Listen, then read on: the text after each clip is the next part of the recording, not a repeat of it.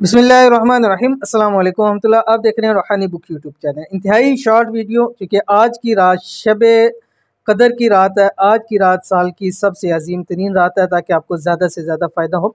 शबे कदर 27वीं शब, कामयाबी का बेहतरीन वजीफ़ा। इस रात महरूम ना रह जाना, दौलत रिज़्क़ से घर भर जाएंगे। अगर आप चाहते हैं कि रब की ज़ात आपसे खुश हो, रब की ज़ात आपको खूब नेमतें अता फरमाए, रब की ज़ात आपके घर को, आपके कारोबार को, आपके माल और दौलत में इजाफ़ा कर दे, घर कारोबार के अंदर बरकत कर दे, दौलत के अंदर बरकत कर दे, कारोबार आपका दिन दुगनी रात चुगनी तरक्की करे, तो आपने ये वाला अमल इस रात के अंदर ज़रूर करना है। कौन सा अमल है? वीडियो को शेयर कर रहा हूँ, वीडियो में को लाइक ज़रूर कर दीजिएगा, चैनल को सब्सक्राइब कर दीजिएगा। क्या पढ़ना है आपने? जैसे पिछली वीडियो के अंदर एक तस्वीर बतलाई, इस वीडियो के अंदर इंतहाई मुख्तसर अमल आपको बतला रहा हूँ। ये सूरतुल इखलास उसकी दूसरी आयत है।